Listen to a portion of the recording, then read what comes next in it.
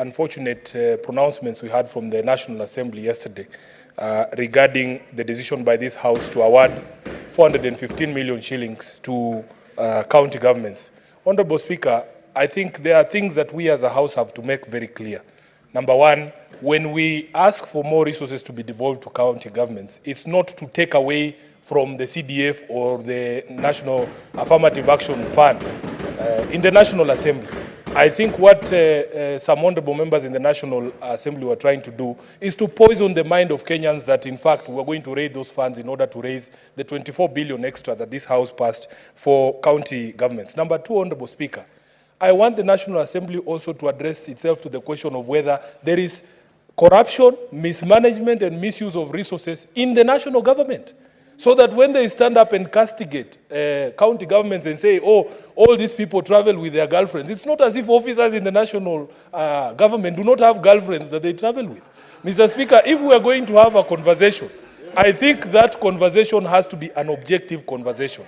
Mr. Speaker, finally, there has to be also a time that in this country, we demonstrate to each individual county how the money that has been allocated to the national government is spread across the 47 counties.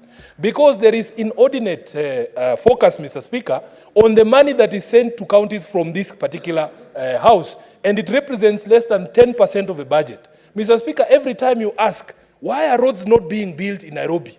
Mr. Speaker, in Nairobi alone, we have 50 stalled road projects.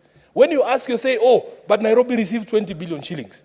Mr. Speaker, an analysis was done of the distribution of resources at the national level from the Kenya Rural Roads Authority and from Kenya. Mr. Speaker, and by illustration, this was an analysis of the constituencies allocation from Kera and Kura in Kiambu County. And we will not be surprised that the person who was castigating Senate yesterday, the Honorable Kimani Ichungwa, the Member of Parliament for Kikuyu, Mr. Speaker, out of the money that is allocated, 350 million shillings allocated to Kiambu County and Akura, 220 million shillings has somehow found its way to Kikuyu constituency from where this Member of Parliament comes from. Mr. Speaker, 94% of the money under Kera is utilized in Kikuyu constituency alone, 1.45 billion shillings, Mr. Speaker. And if you ask Honorable Ichungwa to add money to the counties, Nairobi alone, Mr. Speaker, the bill for electricity that is owed to Kenya Power is 1.5 billion shillings, Mr. Speaker. So that the money that Ichungwa receives is enough to pay our electricity bills here. Senator Gloria, what is your point of order? Thank you, Mr. Speaker. I am aware we are discussing county issues, but Mr. Speaker, we still have to be guided by our standing orders. And they are very clear about discussing any other member of, a member of parliament, either from the Senate, Mr. Speaker, or from here. And imputing improper motive, Mr. Speaker. Mr. Speaker, and I understand, Mr. Speaker, order, allow me. Honorable, order, allow me. Faki, order. Mr. Proceed. Speaker, protect me. I'm just saying, I understand that we are trying to highlight on the issues of devolution, Mr. Speaker. But can the Honorable Senator of Nairobi try and make his point without discussing another member of parliament who is actually not in the House, Mr. Speaker? That is my point of order. Senator Gloria, which standing order has been violated? Mr. Speaker, on, I think it's 98, Mr. Speaker. Mr. Speaker, just allow me, because I know that this is how we are used to sitting me down. There is even content 101, Mr. Speaker, contents of speech. If you go to 101.3, it shall be out of order to use offensive or insulting language, whether in respect of the senators or other. Now, 4, no senator shall impute improper motive to any other senator or to a member of National Assembly, except upon a specific and substantive motion, of which at least 3 days' notice has to be given, calling in question the conduct of that senator or member of parliament. Mr. Speaker, if we want to discuss about the Honorable Member of Parliament, Kimani Ichungwa, Mr. Speaker, Sifuna should just bring a substantive motion and we can discuss his budget of his constituency and whether he's using his money or not. Mr. Speaker, Kimani Ichungwa is not in the House today, so let Sifuna limit his elaborations and discussions to devolution and whatever is. We're leaving out Kimani Ichungwa from this situation. Thank you. Order, honorable senators. The Senator for Nairobi. As you make your intervention, kindly adhere to that standing order. Do not impute any improper motive on either your honorable colleague senators or a member of parliament. So kindly proceed as advised. I am well guided, Honorable Speaker, but I was thinking that colleagues in this House would be more defensive of the decisions of this House because yesterday the entire Senate was being discussed, Honorable Speaker. And in fact, Mr. Speaker. Order, Honorable Senator. Mr. Speaker, this is an extract of an analysis of the road allocations by those two national government entities in Kiambu County as a demonstration. Senator Gloria. Mr.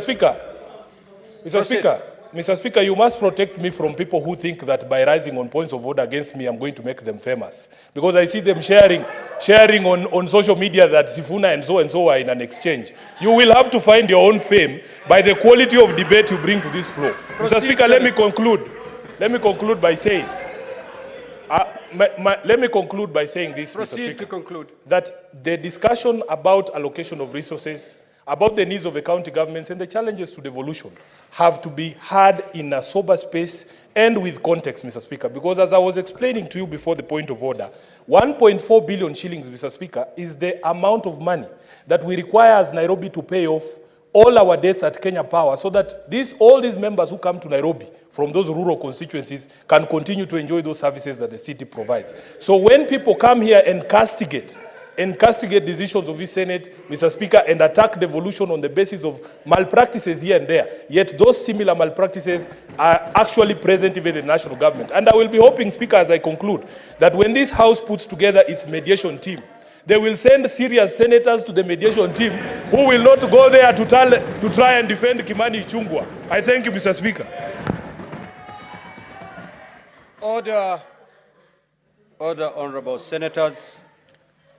Before I ask the clerk to call the next order, I have this message to pass.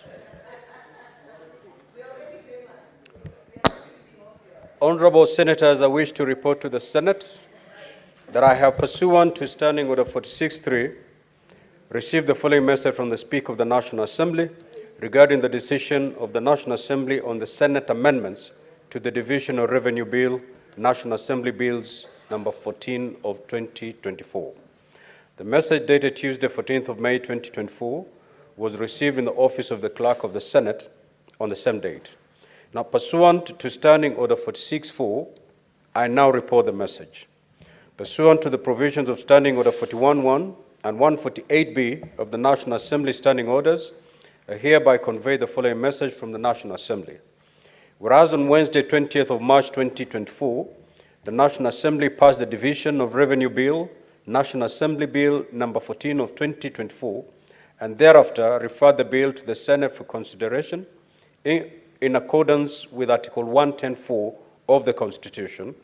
And whereas on Thursday, the 2nd of May 2024, the Senate considered and passed the said bill with amendments and referred it back to the National Assembly for concurrence. Further, whereas on Monday, 13th May of 2024, the National Assembly considered and rejected the Senate amendments to the bill, thereby committing it to a mediation committee in accordance with the provisions of Article 112(2) of the Constitution.